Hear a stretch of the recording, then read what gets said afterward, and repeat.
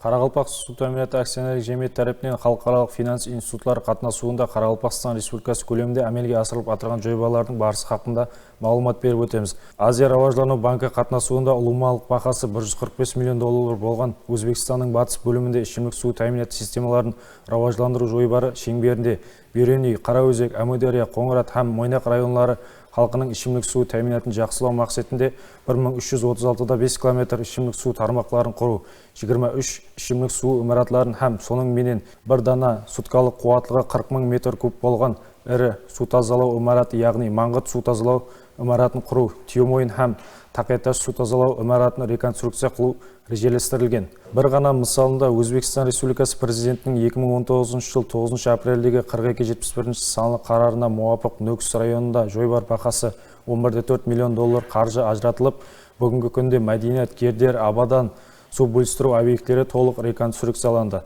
Сондай-ақ бір хәкімшілік имараты қайта құрылды. Жойбар шеңберінде жәмі 263 км ішімлік су тармақларын тарту жұмыстары алып барылды. Нәтижеде 12 макам бұқаралар жиында 31,100 халықтың ішімлік су тәминаты жақсыланды.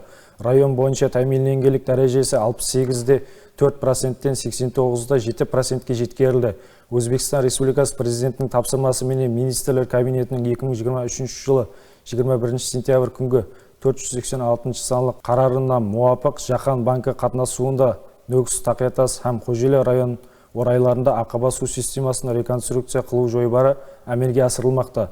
Жойбар шеңберінде екі ұлымалық қуатлығы суткасына 45 200 метр куб болған Ақаба су имараты құрылады. 286 км Ақаба су тармақлары, 24 Ақаба су насос станцияларын құру, 13 Ақаба су насос станцияларын реконструкция қылу режелестірілген. Бүгінгі күнде құрылыс жұмыстары алып барылмақта. Және де жергілікті бюджет қаржылары есебінен әмелге асырылып атырған жұмыстар хақында мағлұмат беріп өтсек. Өзбекстан Республикасы президентінің 2025-27 жылдарда Өзбекстан Республикасының социалдық һәм өндірістік инфраструктурасын рауажландыру хақындағы 393 санлы қарарына муафық жойбар бақасы 99 миллиард сум қаржылары есебінен жәмі 10 жойбарда ұзынлығы 145 км ішімлік су тармақлары һәм 7 дана су объектілерін жаңадан құру жұмыстары әмелге асырылмақта.